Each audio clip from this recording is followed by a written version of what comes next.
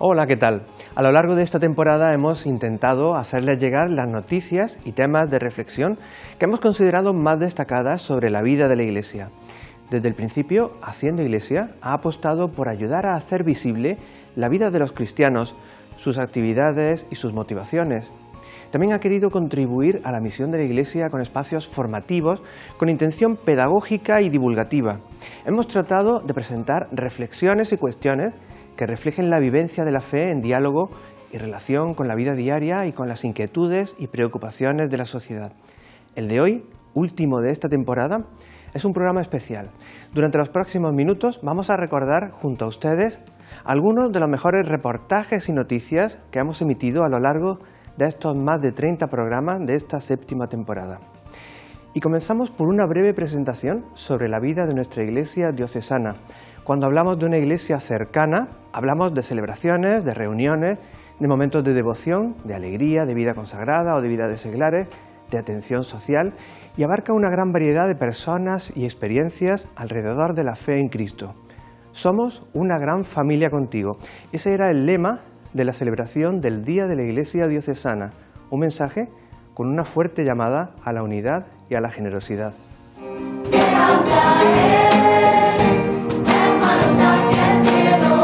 Si entendemos la Iglesia como la familia de la que somos parte, sentiremos sus necesidades y su labor como nuestra. La Diócesis de Cartagena celebra el próximo domingo, 13 de noviembre, el Día de la Iglesia Diocesana. En una misiva, el obispo de Cartagena, Monseñor José Manuel Lorca Planes, hace una llamada urgente para sentirnos parte de ella. En la región hay 292 parroquias, en las que trabajan casi 4.700 catequistas, 3.000 voluntarios y 486 sacerdotes. En los 3 seminarios que hay en nuestra comunidad, el Mayor San Fulgencio, el Menor de San José y el Misionero Redemptoris Mater, se forman 93 seminaristas. La obra de la Iglesia Católica en Murcia es enorme, cuenta con 795 religiosos, además de 136 misioneros entre sacerdotes, religiosos y laicos. Tan solo el año pasado, las organizaciones diocesanas atendieron a 167.000 personas necesitadas. Esta ingente labor necesita del apoyo de todos para salir adelante. Una parte importante de las aportaciones que sostienen la acción pastoral y asistencial de las parroquias se canaliza a través del programa Por Tantos. Tu X es mi fe. Y es la casa que me dio acogida. Tu X es mi fuerza para seguir ayudando. Son muchas las campañas que como esta animan a contribuir a todos los proyectos de la Iglesia Porque detrás Católica. de cada X hay una historia. Marca la casilla de la Iglesia en tu declaración de la renta. Por tanto, ya es posible usar las nuevas tecnologías para hacer llegar la aportación. Acaba de presentarse el portal de donativos donoamiiglesia.es, un sitio en internet desde el que es posible hacer llegar las aportaciones a cualquier parroquia o diócesis de España. Se trata de hacer real el deseo de colaboración con una iglesia de la que formamos parte y sentimos como nuestra. Todos tenemos que colaborar, contribuir y participar, poniendo nuestro tiempo, nuestras ideas o una ayuda económica. En el Día de la Iglesia Diocesana, colabora en tu parroquia. Somos una gran familia. Contigo. Programa Por Tantos.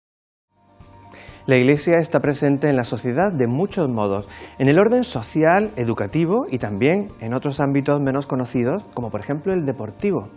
Hay muchos equipos o clubes que cuentan con la figura de un capellán. Veamos qué hace realmente un capellán de deportes y cómo se implica en su tarea con los deportistas. Es Luis Emilio Pascual, capellán mayor de la Universidad Católica de Murcia, profesor y conciliario de diversas realidades diocesanas como Cáritas, Manos Unidas o la Hospitalidad de Lourdes, entre otras funciones. Responsabilidades y una apretada agenda que apenas le dejan tiempo para otras cosas.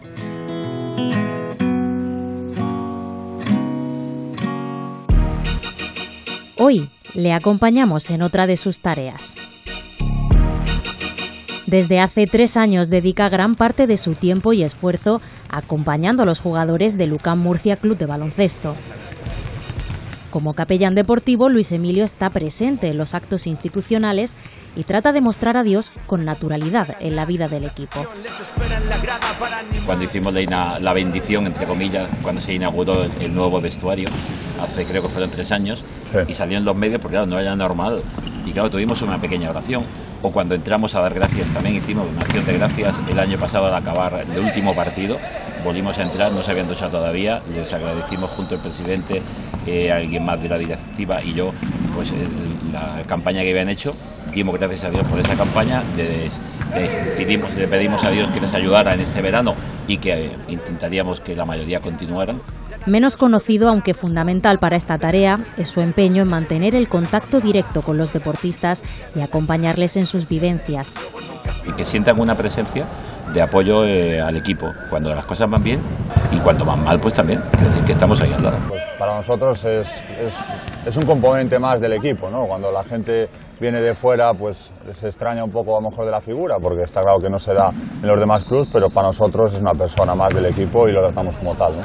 José Ángel Antelo es gallego, fichó por el UCAM Murcia hace 4 temporadas y su relación con Luis Emilio va más allá de verle como un simple cargo institucional. Sí, yo siempre digo que después en la vida en general, ¿no? Es importante, es muy fácil, ¿no? Siempre estar al lado del que gana, del que mete 40 puntos, ¿no? Y muchas veces lo más difícil es estar cuando el equipo no está bien, cuando las cosas no han ido bien y bueno, hemos tenido por desgracia o por suerte, porque siempre digo que es una lección de vida en momentos así en este club y bueno, y siempre es verdad que bueno, nos has ayudado tanto tu figura como la del presidente y es algo que bueno, yo creo que en este club lo tenemos muy claro que es parte de ello y bueno, los árbitros también lo saben, ¿no? Para mí es una figura. Primero, la relación personal que tengo con Luis Emilio es bastante buena, ya son muchos años juntos, ¿no? Y después yo creo que es una relación que más allá de lo que piense cada uno nunca resta, sino que siempre suma, ¿no? Hace 2 años el capitán de UCAM Murcia sufrió una lesión que le mantuvo alejado de la competición. Fueron momentos difíciles.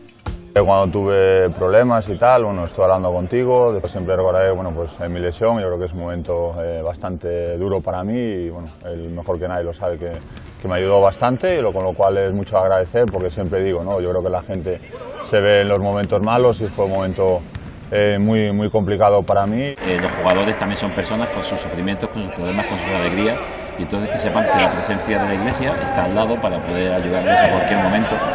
El pasado verano, José Ángel Antelo contrajo matrimonio en el monasterio de los Jerónimos de la Universidad Católica. Luis Emilio presidía la ceremonia.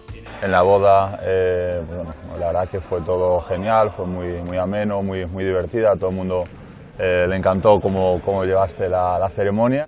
Que cualquier problema que tengas o que necesites algo, tanto tú como tu mujer o lo que sea, él siempre que pueda nos echa una mano, con lo cual es de agradecer enormemente, ¿no? Y bueno, es vivir uno más dentro del equipo. Lógicamente mi tarea no es en la cancha, pero es antes y después y durante la cancha, pues también estar ahí sufriendo con ellos y gozando cuando ganamos. Una labor de cariño hacia los jugadores que le brinda grandes momentos de alegría y a la que se entrega con pasión como un aficionado más. Una persona como nosotros, sufre como nosotros. A los árbitros a veces le gustan, a veces no, y se lo recuerda al árbitro por la banda. Me contengo mucho, pero en ocasiones es muy difícil. Es verdad que no insulto, no estoy en la grada, pero sí estoy fuerte, animado. Y me alegro cuando hay una gran canasta, una gran lucha, pero luego también es verdad que hay momentos en que veo decisiones y claro, me salta como persona, no tanto como sacerdote. Es verdad que no le grito mucho a los árbitros, pero a veces sí les hago como observaciones, digo, pita igual en los dos sitios, parece que no hay un mismo criterio, cosas de ese tipo, sí, a veces. Bueno, él ha sido políticamente correcto, yo le he visto varias veces levantarse por la banda, tener que venir de seguridad, no, es broma, no. Es broma, no, yo creo que es una persona, como bien acaba de decir, ¿no? Que sufre con nosotros, le gusta el deporte, le gusta el baloncesto y bueno, como todos los aficionados y mínimamente todo el club, todo el mundo quiere es ganar, ¿no? Un objetivo, el de ganar, que en el club tratan de llevar a un sentido más amplio. Siempre digo, ¿no? Que es un club que no es económicamente potente y todo lo que se junta alrededor del club es algo que suma para que los jugadores, el cuerpo técnico, familias, etc., estén a gusto y que sepan que, bueno, que esto es, que estamos aquí un año y que en ese año somos como una familia, ¿no? Una presencia, la del capellán deportivo, que ayuda y permite a los deportistas poder vivir su fe y contar con alguien con quien compartir este camino más allá de la cancha.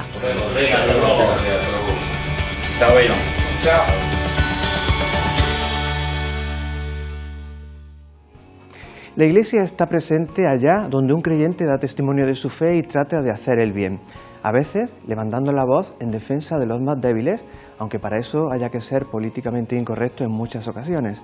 Un caso claro es la defensa de la vida y el apoyo a la mujer embarazada. Conocimos a la organización Rescatadores Juan Pablo II y a la asociación Más Futuro a través de su presidenta. Ella sabe que los frutos no dependen de sus propias fuerzas y espera que el de arriba siga ayudándole en la labor que realiza. Es Marta Velarde, profesora de universidad, especializada en física, pero ante todo una defensora de la vida desde que a finales de los años 70 participó junto a otros compañeros en los inicios del movimiento Provida en España. Yo tenía 17 años, acababa de terminar el bachillerato y iba a empezar una carrera y me acuerdo que todavía no había ganado el primer gobierno socialista y un grupo de 6 personas nos reunimos en Madrid para ver qué podíamos hacer porque pensábamos que se iba a empezar, o por lo menos se iba a hacer trámites para empezar la ley del aborto. Al cabo de 4 o 5 años se unió más gente y cuando en el año 82 ganó el primer gobierno socialista es lo primero que apareció. Cumplir fielmente las obligaciones del cargo de presidente del gobierno.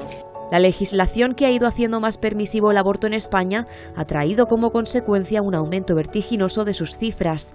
Hoy son demasiado altas como para ignorarlas y nuestra región está entre las más activas. España es actualmente el principal país de abortos de Europa. Murcia es la 6ª comunidad donde más se aborta de España.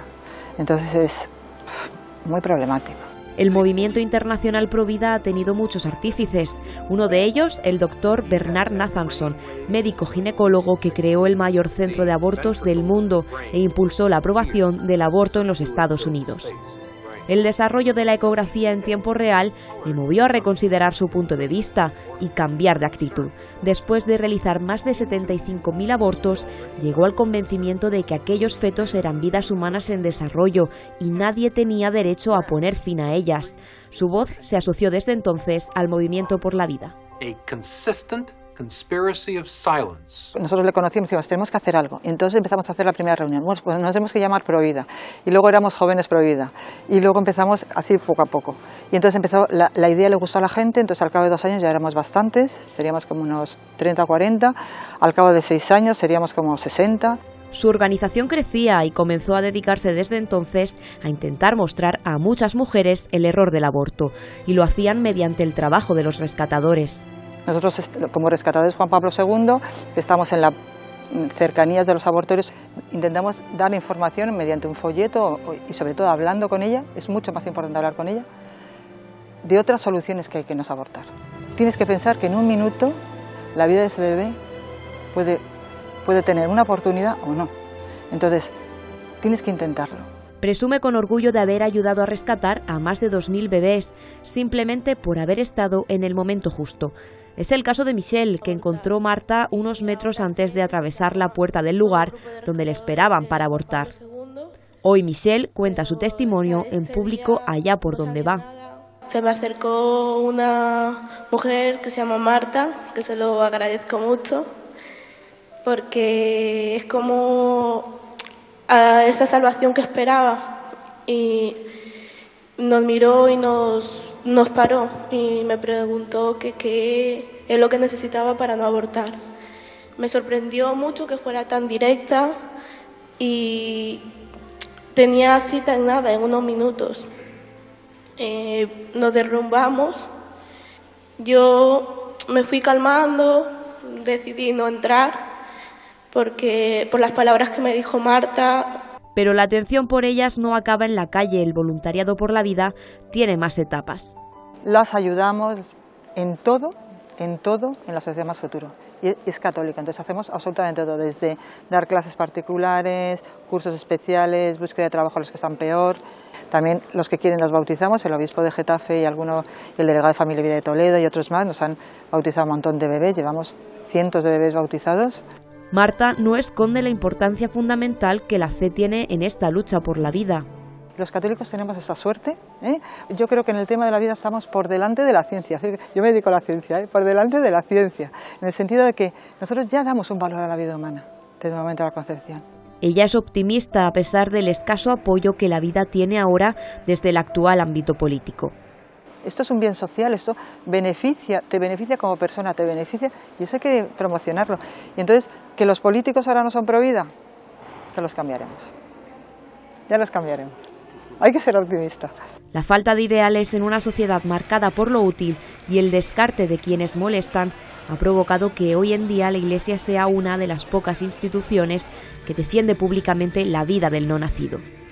Bueno, no sería la primera ni la única vez que la Iglesia se queda sola en esto. Eso le da mucha credibilidad, le da muchísima credibilidad. Yo voy diciendo a todo el mundo que somos una asociación católica y la gente nos respeta un montón. Una causa, la defensa de la vida, que en muchas ocasiones se encuentra con grandes dificultades para desarrollar su trabajo. Yo me juego la vida muchas veces en la puerta del abortorio. Este verano nos han tirado desde un abortorio placentas, sangre, piedras, pedruscos. Y cada día, no sé, no me impide para nada. A mí me han pinchado la rueda del coche, me han amenazado y no me van a amedrentar. Estoy súper orgullosa de ser católica, de ser provida, soy una persona normal de la calle. Los rescatadores Juan Pablo II y la asociación Más Futuro se une al de otras iniciativas provida. Nadie sobra en el objetivo de ayudar a despertar las conciencias sobre la dignidad del no nacido y su derecho a vivir.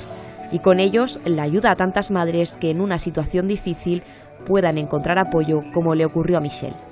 Lo difícil, que sí, que cuesta mucho, pero vas a tener siempre un motor, un porqué de hacer las cosas. El 26 de abril es el cumpleaños de mi hija, y cumple 2 añitos, pero yo sinceramente celebro su cumpleaños el 23 de septiembre de 2013, que es cuando le di ese día fue el día que yo decidí no abortar.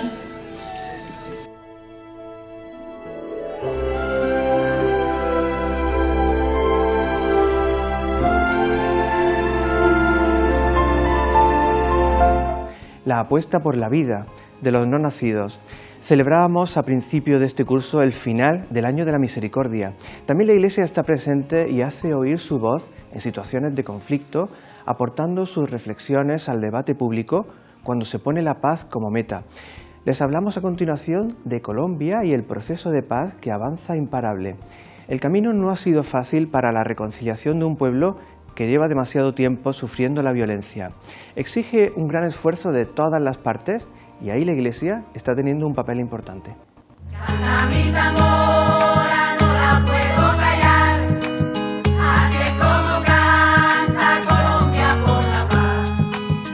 Hoy quiero cantar para mi gente. Son algunas de las mejores voces de Colombia y expresan con su música el anhelo por la paz de un pueblo, el colombiano, que está cansado de tantos años de violencia.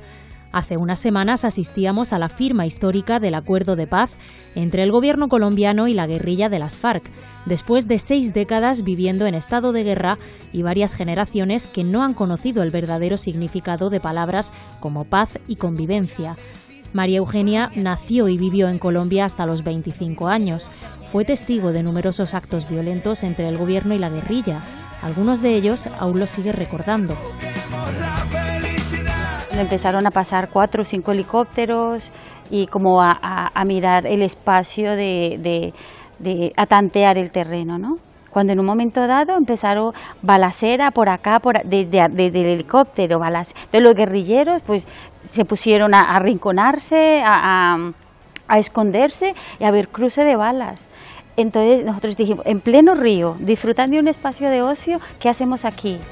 A la ausencia de paz se unía la falta de libertad. Ella misma fue víctima de un secuestro.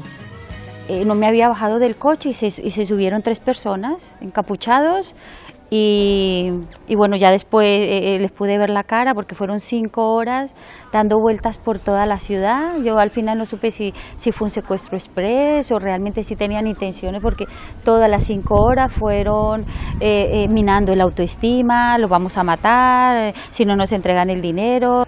Más de 6 millones de colombianos han sufrido de algún modo los efectos del conflicto armado en forma de secuestros, violaciones o abusos de distinto tipo.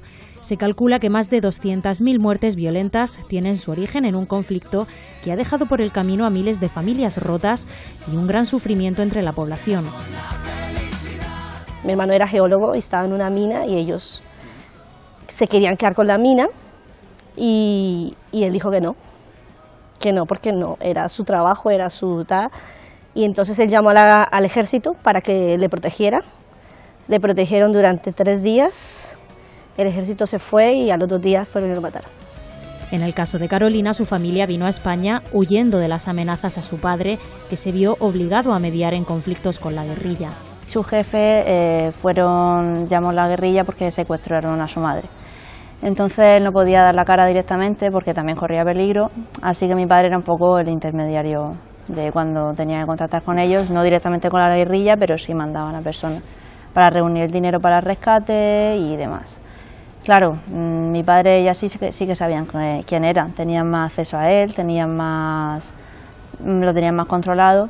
Entonces ya llegaban cosas como: sabemos dónde vives, sabemos dónde va tu hija al colegio. Desde su inicio, en los años 50, han sido muchos los intentos fallidos por mitigar el conflicto. Sin embargo, nunca como ahora, alcanzar la paz ha estado tan cerca. En ese camino ha sido importante la contribución de la Iglesia Católica, promoviendo en todo momento un nuevo clima de reconciliación como paso previo para la justicia.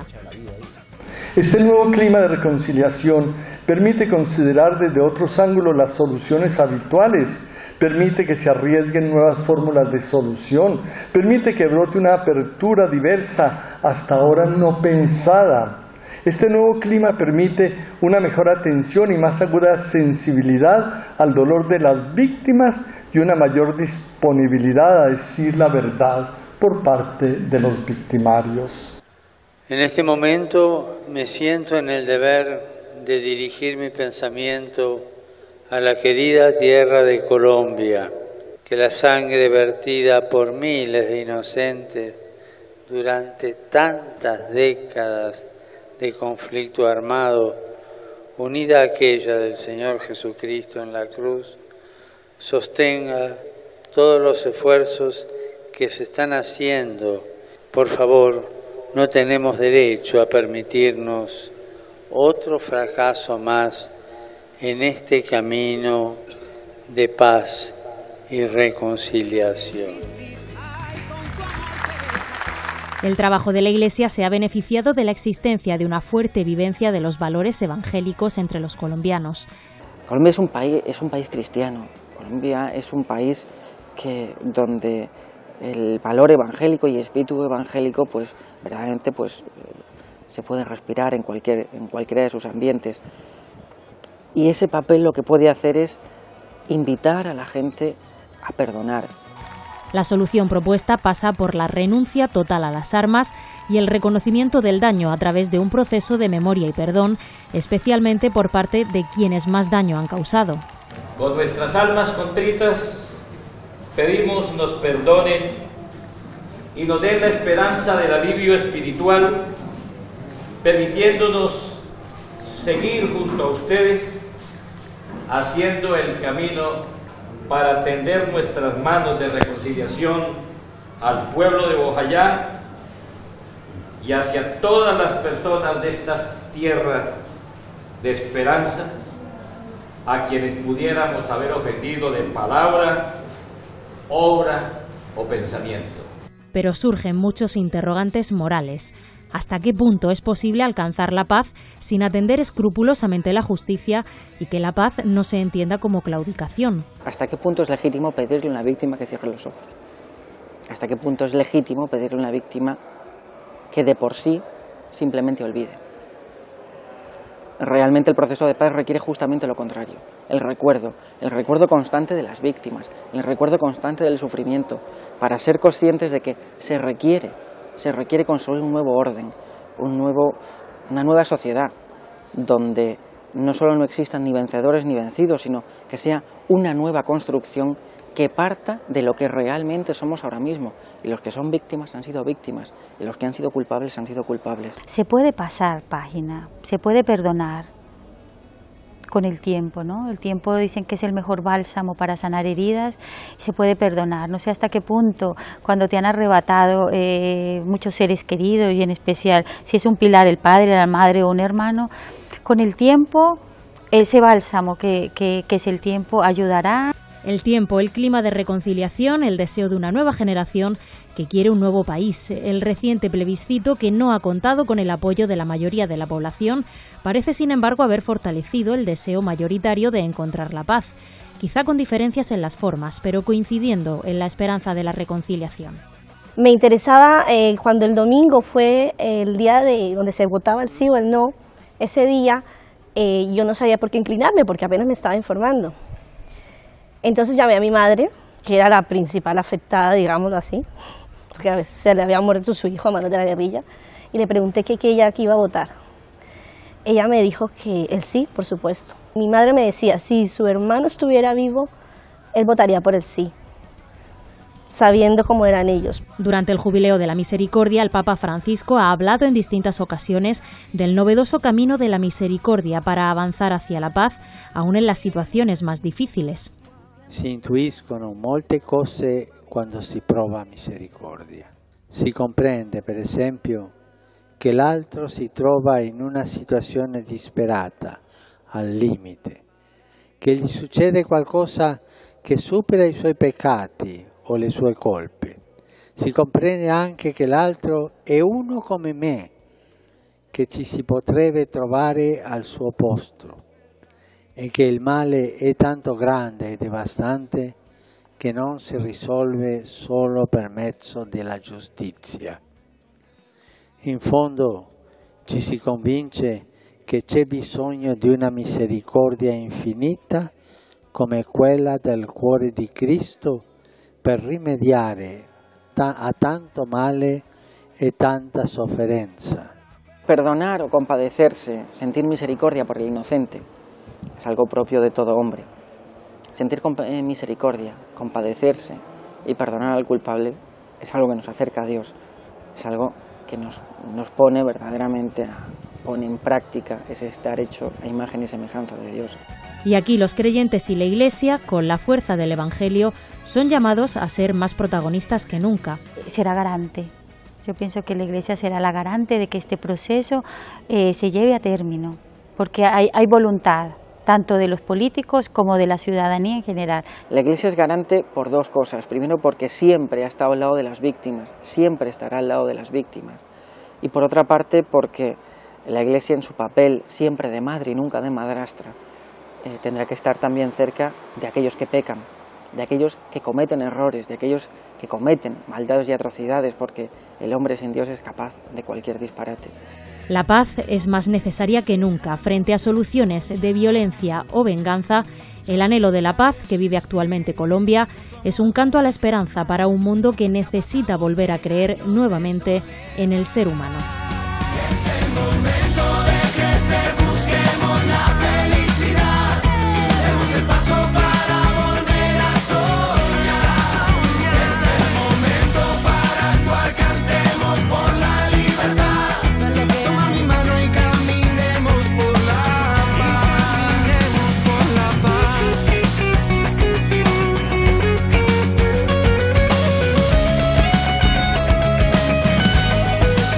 Y si el futuro es renacer y comprendernos, que estamos juntos, nada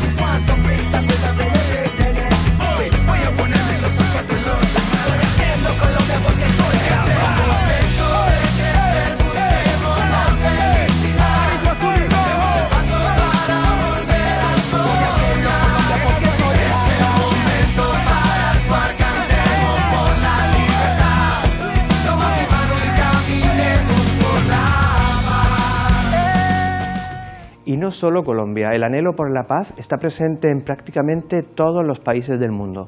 La violencia, la injusticia o las dificultades con las que nos encontramos nos plantean en muchas ocasiones cuestiones que buscan respuestas trascendentes, que pueden aportar luz y esperanza. Los cristianos encontramos en Cristo la respuesta a muchas de estas preguntas. Hemos comenzado el Año Santo Jubilar de Caravaca de la Cruz, una gran oportunidad para peregrinar y reflexionar sobre nuestra vida ante la cruz. Ya en la misa inaugural, el cardenal Agostino Balini señalaba a la cruz de Cristo como el camino por el que debemos dirigir nuestros pasos y llevar allí nuestras inquietudes, dificultades o cuestiones que tienen que ver con la esperanza de nuestra vida.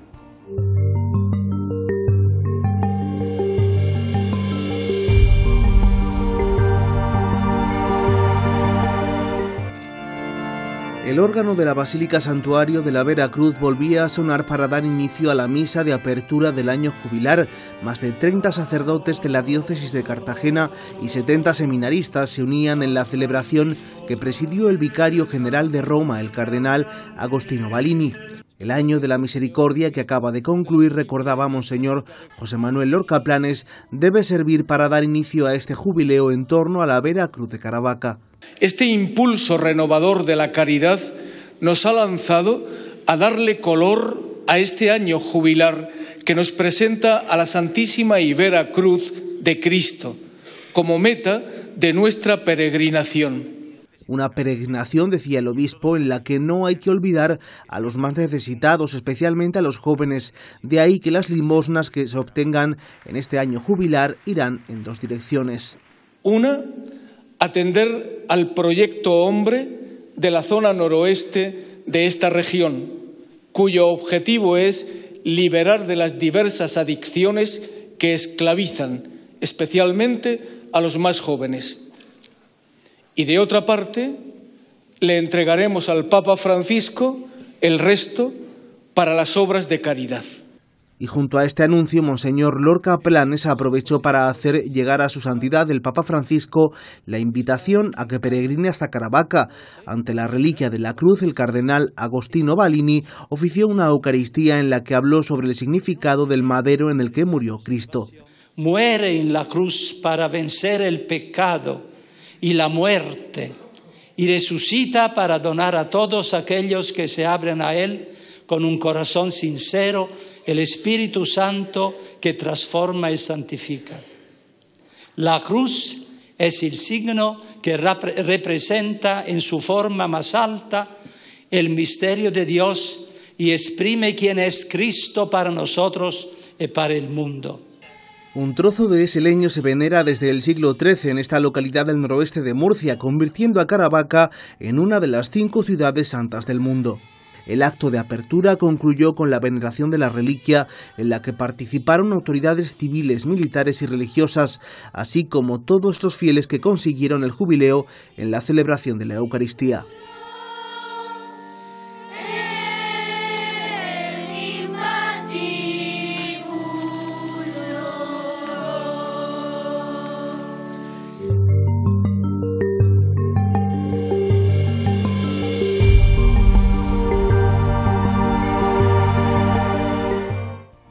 La vida del cristiano está llena de luchas en las que hay derrotas y también victorias. En ese combate experimentamos tentaciones y dificultades ante las que se necesitan ayudas como la oración o la propia vida de la gracia, conceptos espirituales que a veces pueden entenderse mejor con metáforas o imágenes como las que usan muchos artistas y creadores. Nosotros hemos acudido a una obra de cine que ha cautivado a distintas generaciones, como es la saga de Star Wars, para reflexionar sobre la propia vida cristiana con sus combates y dificultades. ¿Es posible a través de sus tramas y recursos audiovisuales expresar la lucha interior, destacar la fuerza de la oración o incluso relatar el proceso de la tentación? Nos hemos permitido aproximarnos a la obra de George Lucas en clave de fe.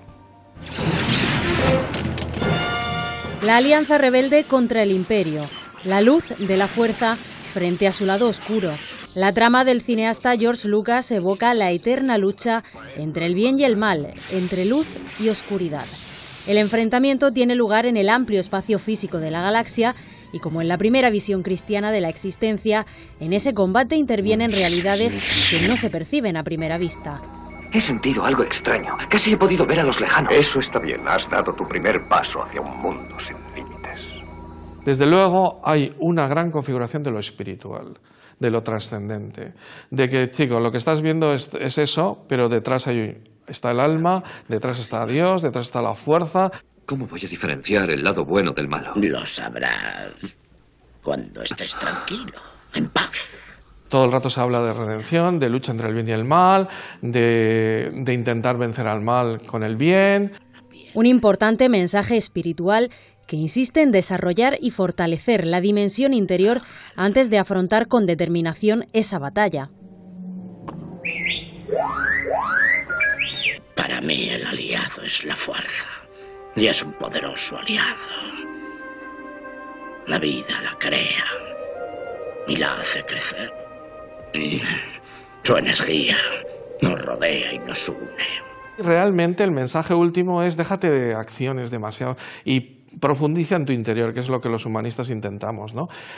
Céntrate en el alma, ¿no? Céntrate en el alma, céntrate, no habla de la oración, pero casi, o sea, céntrate en ti mismo, en la meditación, en ti, en lo que llevas dentro, porque Dios te lo ha dado, y de ahí, en este caso la fuerza, y de ahí surgirá toda tu fuerza, ¿no? Contemplativos y al mismo tiempo activos. La historia combina épica con interioridad, en un equilibrio acompasado por la propia banda sonora. Es una banda sonora que a veces es muy épica, como las grandes películas épicas, como pueden ser las películas bélicas o Ben-Hur o Los 10 Mandamientos, ¿no? Y por otro lado es una película intimista en los momentos en los que Luke Skywalker mira, por ejemplo, las nubes, o cuando está, las dos lunas, esas que me gustan mucho, o cuando está con la princesa Leia, o cuando está con Yoda, y al mismo tiempo cuando aparece Harrison Ford, el personaje Han Solo, también es muy épica. En fin, es todo una mezcla de que lo hace muy bien, y Williams es un genio. Una composición musical capaz de subrayar la intensidad del combate espiritual y al mismo tiempo sugerir ambientes y emociones. En la lucha contra las fuerzas del Imperio, los Jedi usan con destreza un arma peculiar gracias a su adiestramiento, pero valiéndose de una fuerza superior. En esto puede recordar la doctrina católica sobre la espiritualidad en cuanto a cooperación con la gracia, una convicción defendida en concilios como el de Trento. En un momento dado da la impresión de que emplean el mismo argumento que Diego Laínez en el Concilio de Trento. Diego Laínez era un jesuita, el tercer o el segundo después de San Ignacio de Loyola, jefe de los jesuitas, que estuvo en el Concilio de Trento, un gran teólogo, y que decía lo siguiente, para vencer a los protestantes, que la gracia, o sea, voy a poner el ejemplo que él ponía. Tú quieres luchar contra un enemigo. El enemigo puede ser el mundo, el diablo, etcétera, etcétera. Necesitas un amigo que te dé un arma. Ese amigo es Dios, que te da una espada. Y pone el ejemplo de la espada. Esa espada es la gracia. Tú solo no puedes hacer nada contra el enemigo. Con la espada puedes hacer muchísimo. Pero, sin embargo, la espada no se mueve sola. Tienes que ayudarle tú. Recuerda, un Jedi puede sentir cómo la fuerza penetra en él. O sea que controla tus acciones. Parcialmente, pero también obedece tus órdenes. Y en ese sentido, la película o la saga es mucho más espiritualista, porque da la sensación de que a veces puedes incluso cerrar los ojos y que la propia espada, la fuerza, te llenas de Dios, digamos, y la propia espada te puede vencer, ¿no? Pero la idea es que sin ti la espada no se mueve, ¿no? Y eso es parte importantísima de lo que es la actuación del hombre sobre la tierra y de lo que es, efectivamente, Dios te ayuda con la gracia, tú puedes con la fe superar cantidad de cosas, pero tienes que poner algo de ti, ¿no? Y como en la vida del espíritu, el mal en su origen no proviene de uno mismo, sino que procede de fuera mediante la tentación, con el propósito de hacerle caer por un camino nada luminoso. Plantea un tema que no es la dualidad del hombre, sino que existe el diablo, digamos, y existe la tentación en cada hombre. El hombre es en general totalmente libre, pero puede caer en el lado oscuro si va dejándose ir por pequeñas tentacioncillas. Anakin, lo único que deseo es tu amor. El amor no te salvará, Padme. Solo mis nuevos poderes lo harán. ¿A qué precio? Eres eres una buena persona, no lo hagas. No es que sea que el lado oscuro te pueda coger totalmente y tú no eres libre, no. Si tú vas cediendo pequeñas cosas y se ve en Luke Skywalker que puede ceder en una cosa, puede ceder en otra, en su día Darth Vader cedió al orgullo, al tal. Entonces cuando vas cediendo, entonces ya el poder oscuro se te va apoderando más de ti, ¿no? Y en este sentido creo que es muy importante no caer en un determinismo, ¿no? De que realmente, porque el lado oscuro existe, pero lo tenemos todos, ¿de acuerdo? Pero te puedes dejar llevar por él o no. Si vas haciendo actos de virtud, todo lo contrario. Al final tienes una serie de virtudes que te hacen ser una persona virtuosa, ¿no? Es la tentación que a todos amenaza y que en la película personifica el personaje oscuro de Darth Vader. Su aparición viene acompañada de un leitmotiv musical inconfundible. Yo soy tu padre. La huella del compositor John Williams y sus temas recurrentes son clave para evocar ambientes y vivencias interiores de los personajes. Luchas épicas, externas e internas, caída y arrepentimiento. Ilustraciones del combate propio de la vida cristiana y que señalan el mensaje esperanzador del triunfo final. Una importante obra del cine contemporáneo que, más allá de entretener e influir a varias generaciones, puede usar su fuerza para despertar en nosotros la esperanza en el triunfo del bien sobre el mal.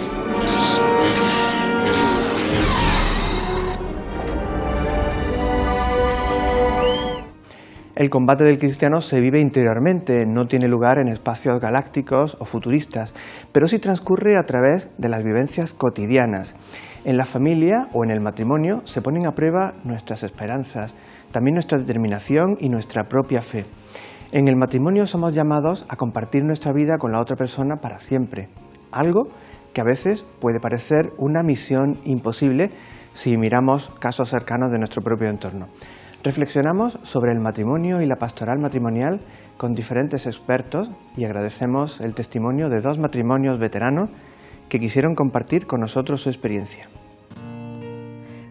Esta mañana mismo me ha dicho, pues me voy a separar de ti, porque hemos discutido con mi hija. Dice, pues voy a pedir el divorcio, digo, sí, no sé dónde te vas a ir, ¿no tienes casa? Cuando hablamos de sueños y deseos de felicidad, muchos jóvenes sueñan encontrar la pareja ideal para casarse. Hoy día se casan en España una media diaria de 430 parejas. Sin embargo, el número de rupturas sigue creciendo de modo alarmante, unas 290 al día. Es decir, cada 5 minutos se rompe un matrimonio, lo que nos dice que algo está fallando.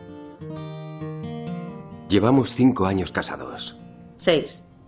5 o 6 años. Y esto es como una puesta a punto. Hay que echar un vistazo al motor, cambiar el aceite, sustituir un par de juntas. Sí. Hay veces que los sueños no se cumplen y parejas perfectas se revelan después como imposibles.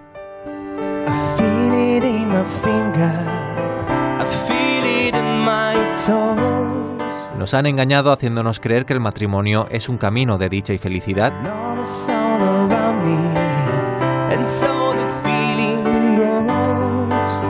Conocemos el testimonio de Encarnita y Emilio, casados desde hace 43 años, también el de María y Antonio, con 55 años de matrimonio. ¿Es el matrimonio una misión imposible? Imposible no, difícil sí. Aquí está lo que ocurre, como dice, de estos matrimonios de famosos y todas esas cosas, no hay un amor que se haya ido fomentando en el noviazgo, ni en la convivencia diaria. Entonces, cuando uno va al matrimonio con unos años de experiencia y de amor, entonces ese matrimonio dura más, ha habido un poco de raíz. Si no hay raíz y no hay entendimiento y no hay amor, el matrimonio se va enseguida al carajo. El que piense que el matrimonio es pues un camino de rosa, pues en parte sí, pero en parte también es un sacrificio, ¿no? Porque uno tiene que salir de sí, tiene que donarse. Un camino para crecer y entenderse a través de problemas y conflictos que a veces no son fáciles de digerir. A veces hay que luchar. Así es el matrimonio, ¿no? Sí, intentas dar en el blanco y...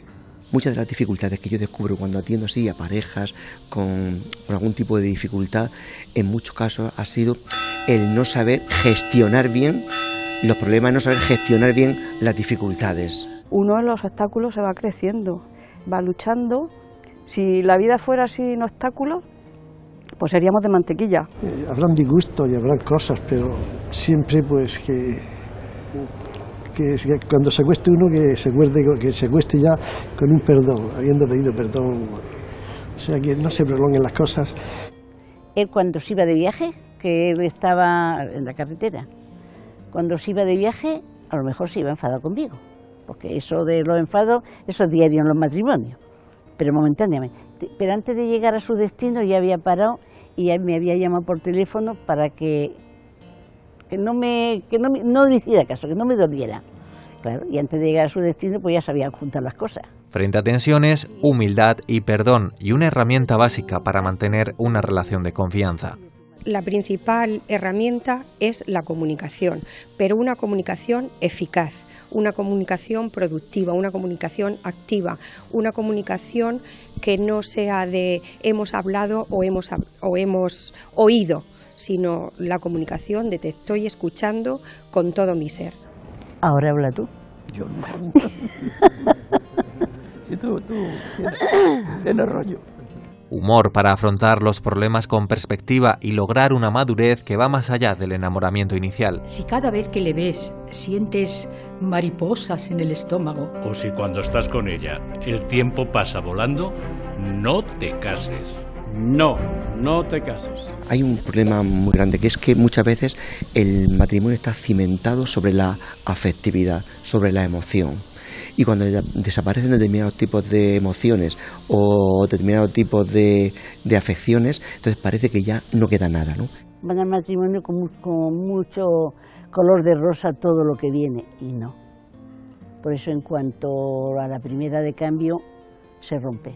Creo que hay que cimentar el matrimonio sobre otros criterios, mucho más sólidos, mucho más firmes, ¿no? Cuando sepáis que podéis estar el uno sin el otro. Pero aún así, queráis vivir unidos para siempre. Porque el amor es paciente. Es humilde y comprensivo.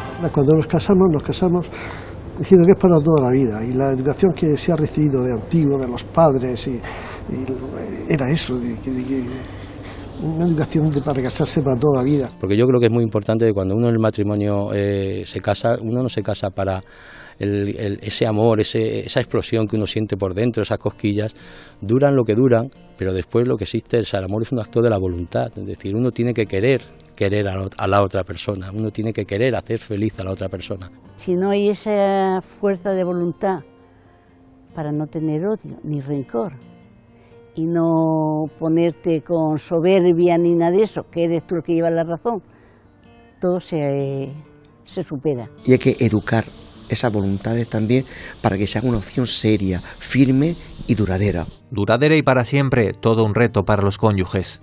Verán, siempre habrá desafíos, amenazas ahí fuera. Sí. Pero pueden afrontarlos juntos. De momento. Sí, claro, ¿de momento? ¿De qué vas? Bueno, nunca se sabe. De momento. Hombre, yo creo primero que cuando uno se casa lo que tiene que saber es a dónde va, qué es lo que quiere. Y yo pienso que hay matrimonios ahora que sí, que se casan sabiendo dónde van, pero también hay matrimonios que se casan sin saber dónde van. Entonces, ahí es donde viene la primera quiebra, ¿no? Creo yo. Un sentido que guíe el matrimonio para toda la vida, algo que puede parecer imposible y sobre lo que también el Papa Francisco reflexiona. È possibile amarsi per sempre? Oggi tante persone hanno paura di fare scelte definitive. Fare scelte per tutta la vita sembra impossibile. Oggi tutto cambia rapidamente, niente dura a lungo. E questa mentalità porta tanti che si preparano al matrimonio a dire stiamo insieme mentre dura l'amore e poi tanti saluti e ci vediamo. La Iglesia ha situado la pastoral matrimonial y familiar en el centro de la renovación de la misma sociedad. En los últimos años, una gran encuesta y 2 sínodos sobre la familia, de los que ha surgido la exhortación La alegría del amor. El matrimonio es símbolo de la... El Papa, en primer lugar, ha querido escuchar también a las familias, escuchar a las diócesis, escuchar 3 temas, que eran los temas del sínodo, que eran cuáles son hoy los desafíos de la familia, segundo, cuál es la vocación hoy de la familia, y cuál es su misión, que ellos fueron los temas de los sínodos. El Papa ha recogido estas tareas que se han escuchado en el sínodo, ha recogido todo el debate sinodal y nos ha ofrecido esta exhortación post-sinodal, ¿no? Un documento que mira con esperanza y alegría a la familia y propone algunos consejos para los matrimonios más jóvenes. En la paciencia.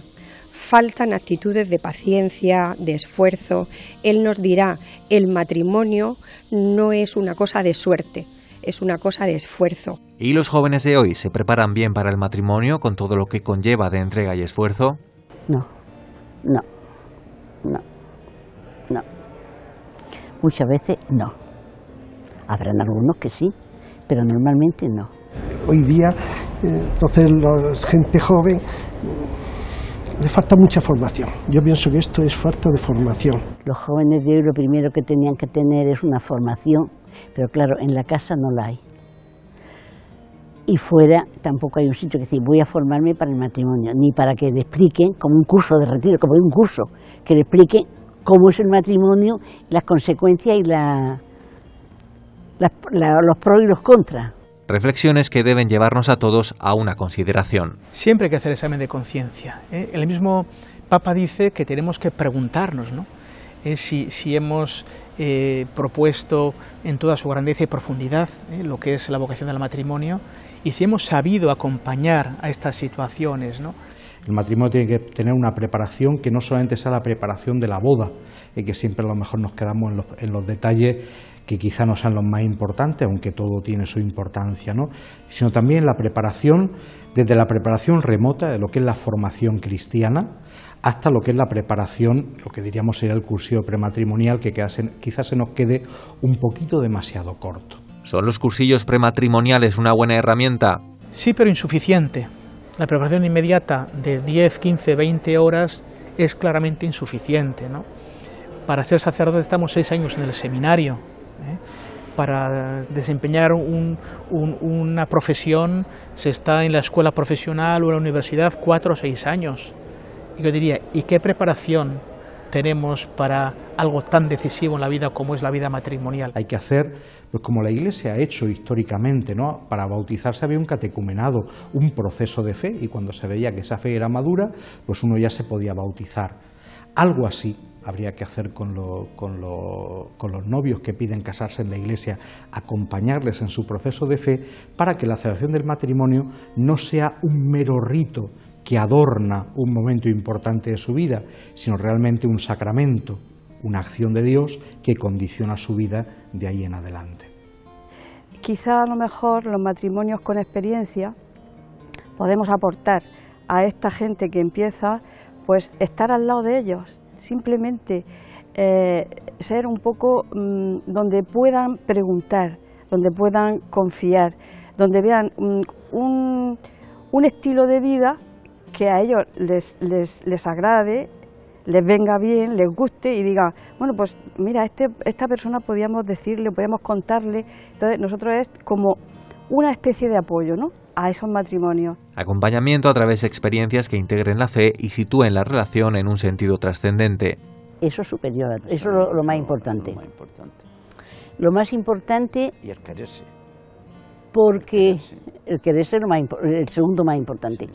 Porque en la vida matrimonial, si no te amparas en Dios, no recurres a Dios, no pides perdón a Dios y que te ayude, poco apoyo puedes encontrar. Un matrimonio sin Dios en medio, pues no es lo mismo, porque hay situaciones y hay momentos en los que es difícil, ¿no?, de resolver, y sin rezar, sin la unión, sin la oración, para mí sería imposible. O sea, y además está el sacramento del matrimonio, ¿no?, que por ahí nos viene también la gracia, la ayuda que necesitamos, porque nosotros solos tampoco podemos. A nosotros nos ha ayudado mucho, mucho, porque si no hace muchos años habríamos dicho, fuera, y lo habríamos dicho, porque tu naturaleza no aguanta muchas cosas, pero gracias al amor a Jesucristo y la confianza en Él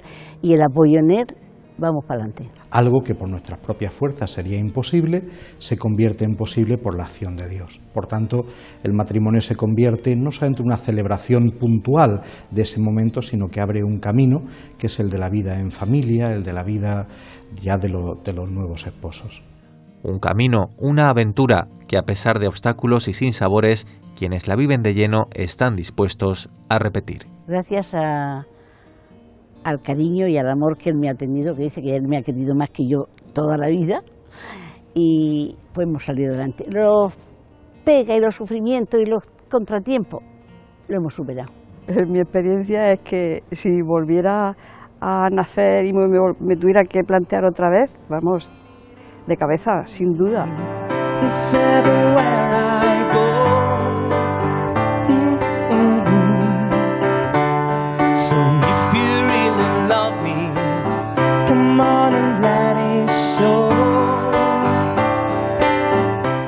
La fe como sustento y motor de inspiración en el matrimonio y en general en cualquiera de las vocaciones a la que Dios nos llama. La dimensión espiritual es la clave de una vida profunda, capaz de mirar los acontecimientos diarios con una perspectiva amplia, libre de las tensiones y preocupaciones del momento. Queremos terminar este programa especial recordando la obra de un músico premiado este año con el Nobel de Literatura, Bob Dylan. Más allá de su carácter o personalidad, se reconocía la altura y profundidad poética de un escritor que ponía música a unas letras que han influido a varias generaciones. La dimensión espiritual está presente en muchas de sus canciones. Incluso el propio Juan Pablo II usó una de sus letras, de las letras más conocidas, para proponer una interesante reflexión. Su calidad poética y literaria han llevado a la música folk a niveles profundos. Bob Dylan, influido por el cristianismo, ha aportado con sus letras reflexiones sobre la existencia o la religión. Will crumble and fall to a mighty God.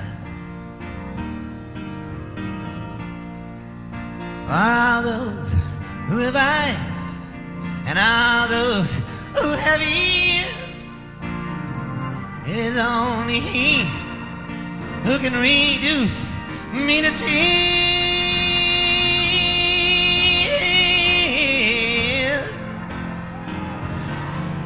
Don't you cry,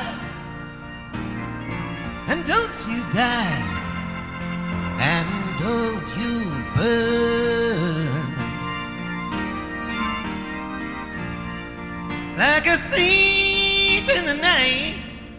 He'll replace wrong with right when He returns.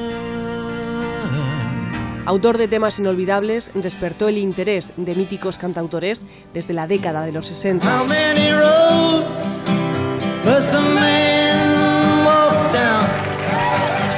Una de sus inolvidables canciones, Blowing in the Wind, ha influido en varias generaciones. Muestra de ello son las numerosas interpretaciones que han hecho cientos de músicos.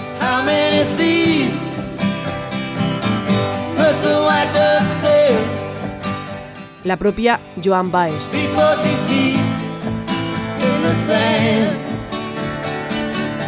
Los Bee Gees.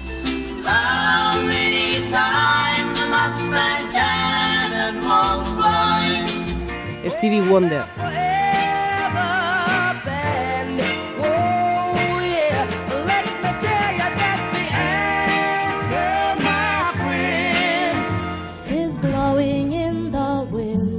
Cecilia.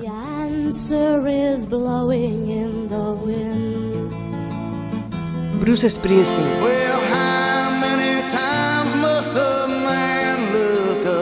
Johnny Cash. Neil Young.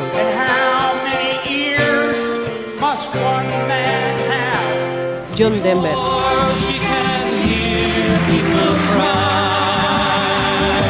la más reciente, Katimalúa.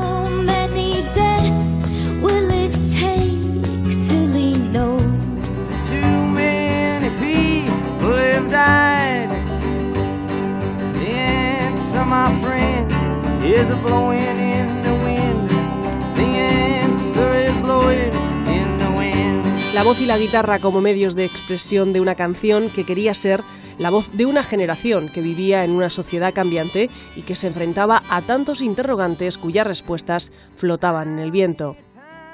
En 1997 fue invitado por el Papa Juan Pablo II al Congreso Eucarístico de Bolonia. Allí volvió a cantar esa mítica canción y Juan Pablo II la usó como reflexión. Que la risposta alle domande della vostra vita sta soffiando nel vento.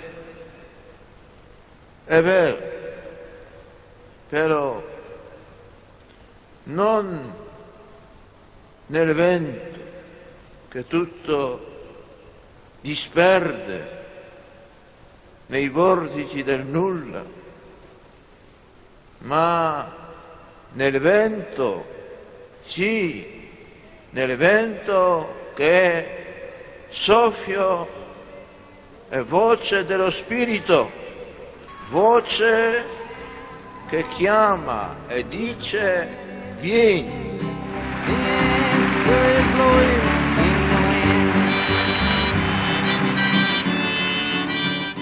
Con este viento del espíritu, cantado por Bob Dylan e interpretado en clave de fe por Juan Pablo II, como un viento que nos llama a todos y que nos dice ven, nos despedimos. Esperamos que este programa Haciendo Iglesia haya sido de su agrado. Desde aquí, todo el equipo que hace posible que Haciendo Iglesia llegue a ustedes, cámaras, redactores, maquillaje, producción, montadores, quiere darles las gracias por la acogida a lo largo de esta temporada. Nosotros nos despedimos. Volveremos, si Dios quiere, después del verano. Descansen y sean felices. Yes, and how many deaths will it take till he knows too many people have died? The answer, my friend, is a blowing in the